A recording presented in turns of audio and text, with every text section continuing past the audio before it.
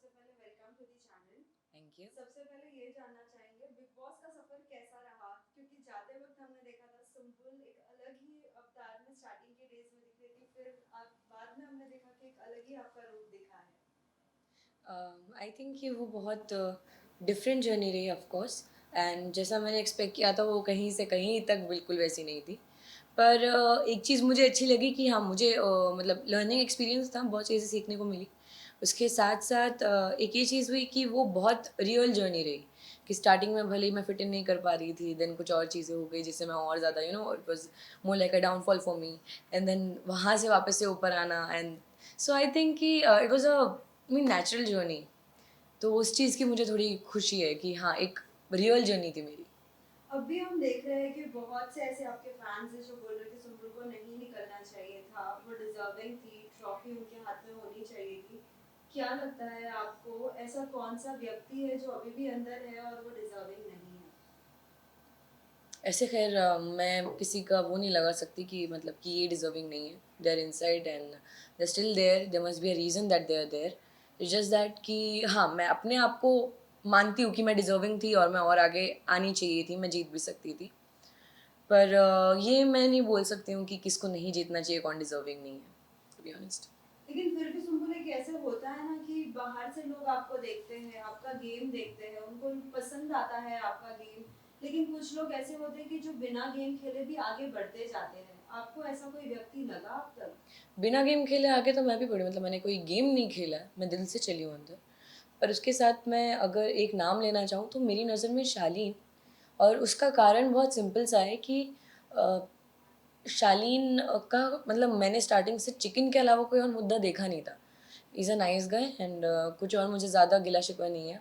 ऐसा कुछ मैं मन में लेके नहीं घूम रही हूँ। इट्स जस्ट दैट कि आई थिंक कि उनका वो जो लव एंगल उन्होंने चलाया, फेक लव एंगल या जो भी था वो, आई थिंक उसके भरोसे वो इतना लंबा आ गए and he still there. So I think कि वो थोड़ा सा कि शायद मैं भी अगर कोई लव एंगल खेलती तो मैं आगे तक पहुंच जाती, फिनाले तक पहुंच जाती। या फिर मैं सिर्फ कैमरा में दिखने के लिए कुछ भी फालतू के मुद्दे उठाते रहती, गंदगी करती या नीचा दिखाती, तो शायद मैं आगे पहुंच जाती। पर मुझे ये सब चीज़ें सही नहीं लगती हैं करना, टू बी ऑनेस्ट। पता है, लव एंगल की जब बात आती है, कहीं ना कहीं आपके साथ भी उन लोगों ने कुछ एक साजिश की थी। आपको भी उसमें कहीं ना कहीं बहकाने की कोशिश की थी कि हाँ सुम्बुल के बारे में भी आपने भी ये बात की जिक्र की है एक बार टीना से। क्या कहना चाहेंगे, जब अगर गेम खेला चाहते हैं तो इंडिविजुअल अपना गेम खेलना चाहिए या ये सब मुद्दों को लाना जरूरी है बिग बॉस के घर में, क्योंकि ये तो एवरी सीजन का हो गया है कि एक लव एंगल बनाना। डू यू थिंक सो हाँ, it any is so? Actually Bigg Boss is also actually become like a film, to be honest, जिसमें एक हीरो है, एक हीरोइन है, एक विलन बन जाता है। जितना मैंने इस सीज़न में नोटिस किया है, इस सीज़न की बात करी मैं पर्टिकुलर। पर मेरी नज़र में ये सही नहीं है, मैं सच्ची बोलूँ तो, कि आप मतलब ये क्या वाला अगर आप फेक लव एंगल खेल रहे हो तो आपको बहुत ज़्यादा सपोर्ट मिलता है। मेरी नज़र में ये सब चीज़ें सही नहीं है। मेरी नज़र में आपको गेम भी खेलने की ज़रूरत नहीं है।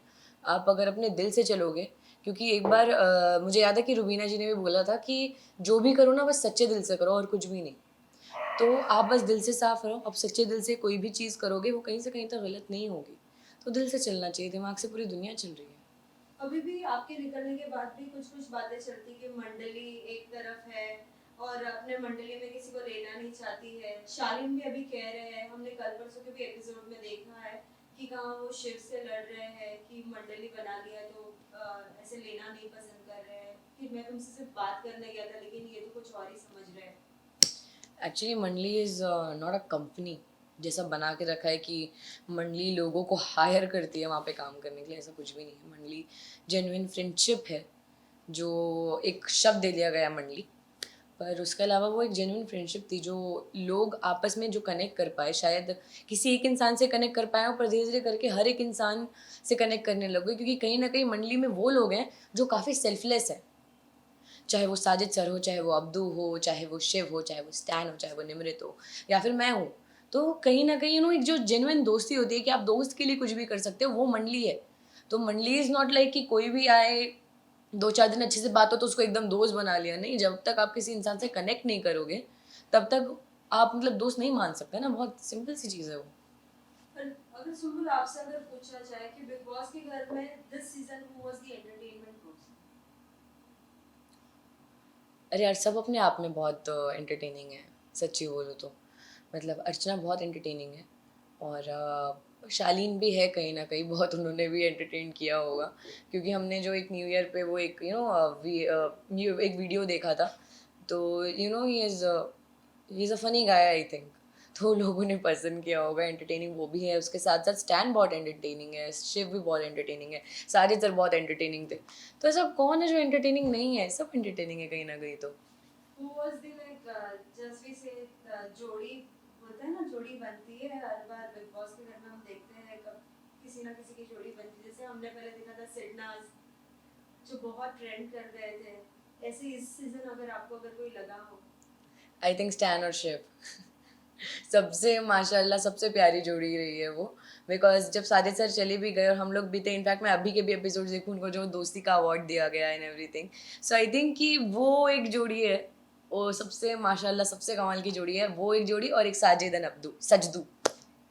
ऐसा कोई एक व्यक्ति जो हमेशा हर किसी की फ्रेंडशिप तोड़ना पसंद करता है जोड़ने से ज्यादा, और खुद को ज्यादा हाईलाइट करने की कोशिश करता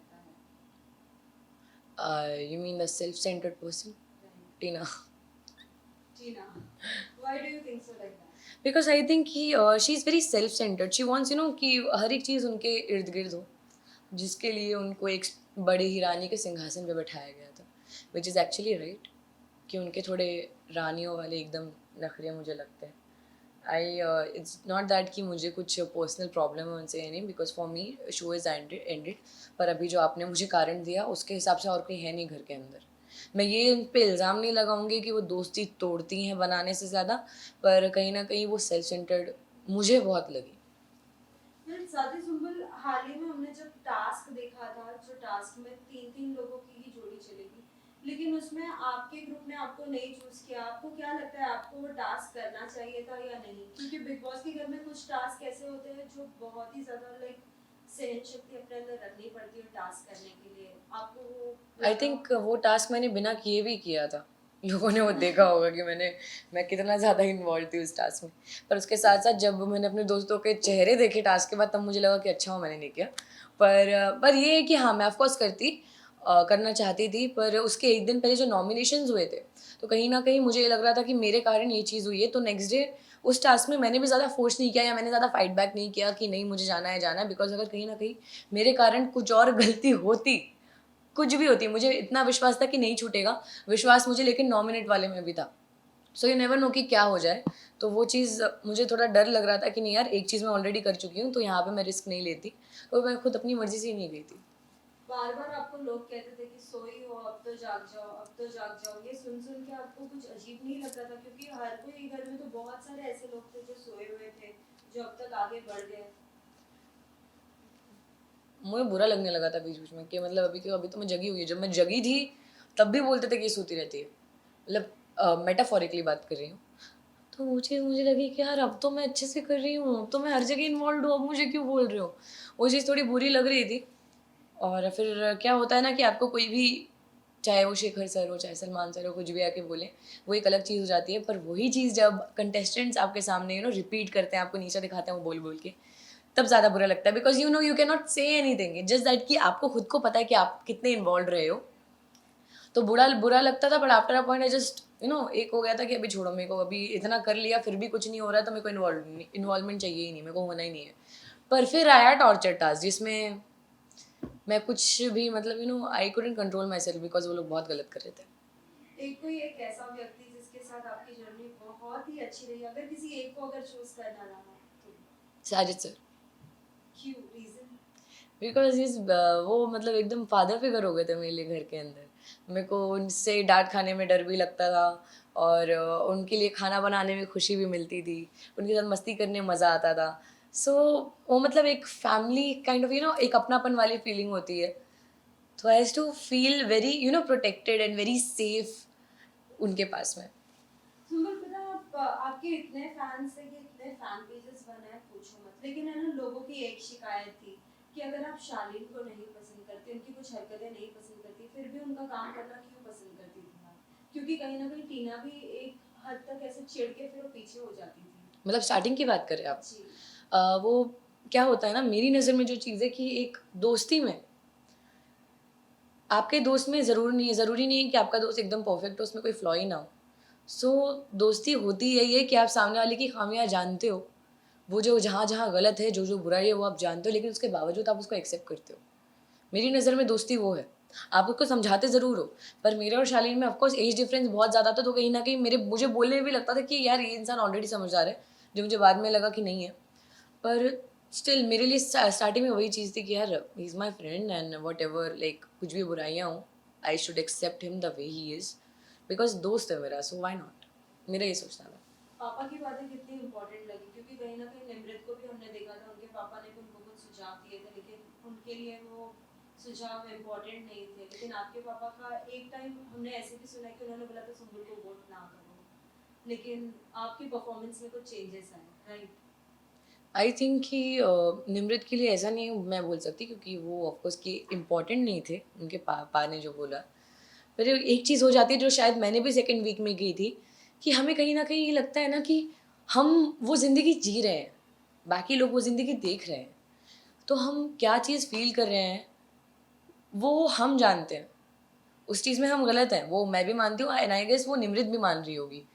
पर उसके साथ-साथ वही एक जो फ़ीलिंग होती है ना कि मैं ये चीज़ देख रही हूँ, मैं पूरा ज़िंदगी जी रही हूँ और मैं अभी तक अपने हिसाब से करते आई हूँ सब चीज़। तो थोड़ा वक़्त लगता है हर एक चीज़ को एक्सेप्ट करने में। क्योंकि मैंने भी एक्सेप्ट नहीं किया था जब पापा ने सेकंड वीक में आके मुझे बताया था, जबकि मुझे लगा था कि टीना शानी मेरी सबसे अच्छी दोस्त है। पर वही चीज़ गलत हो गई। पर बाद में जब वो कन्फेशन रूम वाली चीज़ हुई, तब साजिद सर ने मेरा बहुत साथ दिया, क्योंकि मैं वो इंसान नहीं हूँ कि मैं एकदम रूडली मुँह पे बोल दूँ कि जाओ मुझे बात ही नहीं करनी है, ऐसा। मुझसे वो होगा ही नहीं। पर फिर भी कहीं न कहीं मुझे थोड़ा स्ट्रिक्ट बनना पड़ा, जिसमें साजिद सर ने मेरा बहुत साथ दिया। कल जब आपके पापा से भी बात हुई थी, उन्होंने कहा था कि सुम्बुल को इसलिए मैंने भेजा है कि कुछ थोड़ा इंडिपेंडेंट रहे, कुछ नया सीखने मिले। आपसे जानना चाहेंगे, बिग बॉस के घर में जाने के बाद क्या कुछ बदलाव आपके अंदर आए हैं और क्या कुछ आपने सीखा है इतने कम उम्र में? आई थिंक मेरे पेशेंस लेवल और हाई हो गए हैं। और अब अगर मुझे कोई भी मेरे बारे में बुराई करना चाहता है, कुछ भी बोलता है, कुछ भी बोलना चाहे, तो मुझे बिल्कुल फ़र्क नहीं पड़ेगा। अंदर से मैं बहुत सुन के आई हूँ। जितना नहीं सुनना चाहिए था वो भी सुन के आई हूँ। सो मुझे नहीं लगता कि अब मुझे उन चीज़ों से फ़र्क पड़ेगा, बिकॉज़ एक सहन शक्ति और बढ़ गई है। पहले भी थी, अभी और ज़्यादा बढ़ गई है।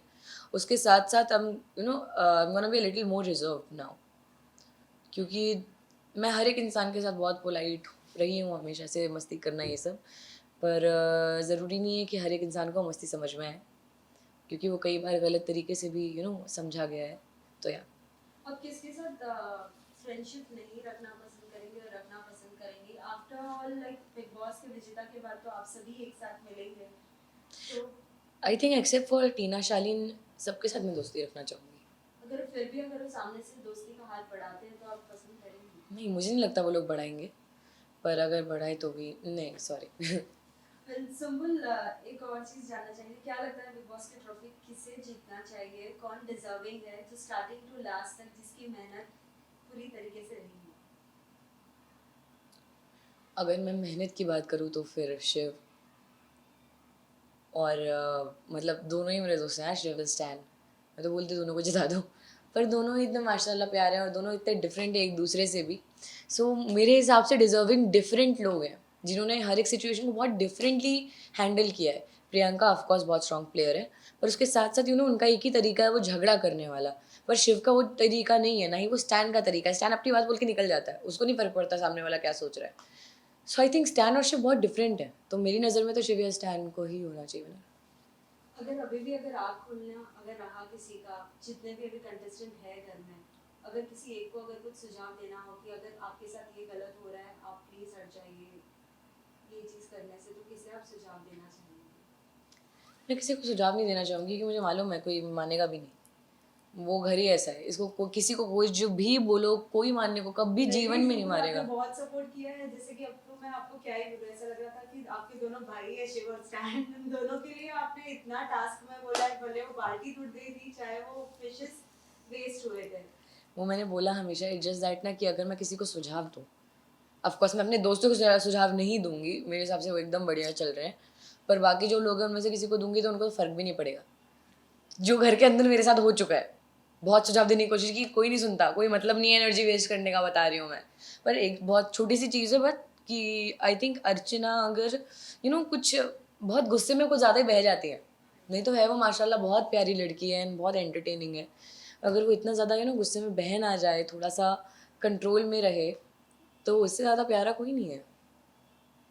साथ ही बिग बॉस के घर में क्या कुछ नहीं मिला था आपको, as in like food dishes and all, बाहर आने के बाद क्या कुछ पसंद करेंगे आप? मैं अभी रोज़ क्या क्या खा रही हूँ। मैंने KFC खा लिया आते ही साथ, then next day McDonald's, cold coffee, और कल मैंने चाइनीज़ खाया है एंड मोमोज़ खाए कल मैंने।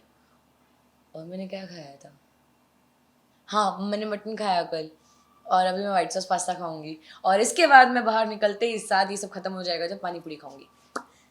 आपकी सिस्टर से भी हमने बात की थी, उन्होंने बोला था कि लाइक सिस्टर आप लोगों में बोलते हैं अपी बहन, अब भी बोलते जी, हैं। बोला था कि हमने तो कभी देखा नहीं था दी को ऐसे रोटी बनाते हुए एंड ऑल, अब तो देख रहे हैं तो अब तो एकदम ही बदल गई है। क्या कुछ आपकी सिस्टर ने आपको कहा? आई थिंक कि वो मतलब उनको भी बिलीव नहीं हुआ पापा और सानी को कि मैंने इतना अच्छा खाना बनाना कहाँ से सीखा, क्योंकि मैं खाना हाँ थोड़ा बहुत बनाती थी घर पे ही, बट कि मतलब शूट करते हैं जब, तो शूट करने के टाइम पे इतना वक्त नहीं मिल पाता है, तो मैंने कभी ज़्यादा खाना बनाया नहीं। पर हाँ रोटी गोल बनानी आती थी मुझे। उसके साथ साथ काफ़ी चीज़ें मैंने घर के अंदर एक्सपेरिमेंट की जो सही निकल गई, चाहे वो चिकन पुलाव हो, चाहे वो मटन पुलाव हो, चाहे मैंने मटन एक बार बनाया था वो हो, या फिर मैंने पोहा तक एक्सपेरिमेंट किया था घर के अंदर, जो सबसे वो ऐसा हो गया था कि सुम्बुल सबसे अच्छा पोहा बनाती है घर के अंदर। तो एक्सपेरिमेंट्स के चक्कर में मैं एकदम बहुत बढ़िया हो गया मेरे साथ, तो मैं तो बड़ी खुशी हो गई थी, मुझे बोला वाह मज़ा। बिग बॉस के घर के बाद बहुत से लोगों को प्रोजेक्ट्स मिले हैं, अभी हाल ही में हमने देखा है कि अंकित शो में है। हाँ अंकित है, आप गौतम है। आप अगर पसंद करती है तो किस तरीके का शो पसंद करेंगी और करना चाहेंगी? मैं फ़िलहाल मैं चाहूँगी कि मैं वेब शोज़ पे या मैं फ़िल्म्स पे ज़्यादा फ़ोकस करूँ फ़िलहाल के लिए। नहीं तो अगर मुझे एक अच्छी स्टोरी के साथ एक अच्छा बड़ा शो ऑफ़र होता है, टीवी के लिए भी, then why not? It's just that कि मैं थोड़ा कुछ डिफरेंट करना चाहूँगी अब। जी। एक इमली के कैरेक्टर से ऑफ कोर्स बहुत अलग, और मेरी पर्सनैलिटी से बहुत अलग, जैसा लोगों ने बिग बॉस में मुझे देखा है, क्योंकि उन्होंने उसमें भी फ़र्क देखा है कि मैं इमली में कैसी थी और मैं बिग बॉस में कैसी थी, उन पे भी बहुत बड़ा फ़र्क है। तो उसके भी अलावा मैं कुछ और एक मैं खुद को चैलेंज करना चाहूँगी, एक चैलेंजिंग रोल चाहिए मुझे, तो मैं वैसा कुछ चाह रही हूँ। क्या बिग बॉस के घर के बाद कुछ फैन से मिली है अब तक? हाँ मतलब अभी गई थी मैं ज़रा सा मतलब मॉल एक, तो थोड़े ऐसे अभी ऐसा हो गया है कि सब लोग ही पहचान ले रहे हैं। कैसे रिएक्शंस थे? मतलब सब बहुत ऐसे खुश हो गए थे देख के, एंड सब बता रहे थे कि जिस दिन मैं निकली थी एपिसोड्स देख के, उनके सबके घर वाले रो रहे थे कि मैं चली गई बाहर, कि उन सब ने बोला कि मैं बहुत डिग्निफाइड वे में रही हूँ घर के अंदर। मुझे ऐसे दिल को खुशी हुई देख के, पर वही है कि अभी सब पहचाने जा रहे हैं, मैं समझ नहीं आ रहा मैं कहाँ जाऊँ। मैं अकेले कहीं नहीं घूम सकती, पर थोड़ा सा ऐसे खुशी हो रही है, मतलब वाह। सुम्बुल, एक आखिरी सवाल, हम हमेशा देखते थे कि कोई अगर किसी के फैमिली के बारे में अगर कुछ बोलता था तो हर कोई स्टैंड लेता था और हर कोई बोलता था कि आप नहीं बोल सकते वैसे। शालीन ने भी अपनी एक्स वाइफ के लिए भी स्टैंड लिया था, लेकिन जब जब अंकल की नकल अगर निकाली जाती थी तो आपने क्या कभी कुछ किसी को बोला है? कि जब कोई भी किसी की फैमिली तक जाता है, जैसे कि टीना गई थी मेरे डैड तक, और अर्चना गई थी, तब लोगों ने मेरा रिएक्शन देखा है। एक झगड़े में किसी की आप इज्जत उतारने लग जाते हो, उससे वो इज्जत उतारते उतारते जब आप उसकी फैमिली पे जाते हो वो एक अलग चीज़ है। पर जो पापा की एक्टिंग करना, जबकि वो मेरे पापा की एक्टिंग है भी नहीं, बिल्कुल वैसे बात नहीं करते, पापा पूरी दुनिया जानती होगी, पर उसके साथ साथ वही चीज़ है कि वो एक फन स्पिरिट में होता था। मैंने जब फारा मैम आई भी थी, मैंने फारा मैम को पूछा भी था कि अगर पापा को बुरा लग रहा है, बिकॉज मैंने पहले एक बार स्टैंड को बोला था, तो फारा मैम ने बोला कि नहीं पापा इज़ ओके, तो as long as papa is okay, papa is taking all of this fun sportingly, तब तक मुझे कोई प्रॉब्लम नहीं है। और जिस दिन मैं घर के बाहर आई हूँ, उस दिन मैंने एपिसोड में देखा था कि स्टैंड बोल रहा था कि उसको बुरा लगता है कि जितने बार उसको बोला जाता है कि पापा की एक्टिंग करो। सो या मतलब वो एक सबूत है सब लोगों के लिए कि जिसको बोला जा रहा है करने के लिए, उसको भी थोड़ा वियर्ड लग रहा है कि यार क्यों करा रहे हो, पर as long as my father is taking it all of this in a sporting way, then why not, I am happy, he is happy, I am happy. Lastly Sumbul के अंदाज में क्या कुछ कहना चाहोगे उन सभी फैंस को जिन्होंने इतना सपोर्ट किया है सुम्बुल को? आई थिंक उनके लिए कुछ भी बोलना कम पड़ जाएगा, बिकॉज इतना ज़्यादा प्यार दिया है मुझे इतने वक्त तक, और रात दिन पूरी मेहनत करके मेरे पीछे लगे हुए थे, वोट्स एंड एवरीथिंग। सो मैं बहुत लकी हूँ, मुझे ऐसा लगता है कि मुझे इतना सारा प्यार मिला है, एंड फैंस नहीं बोल सकती, एक पूरा फैमिली बन गई है मेरी बार। सो आई फील वेरी ग्रेटफुल, बहुत अच्छा लगता है देख के। Thank you so much. Thank you.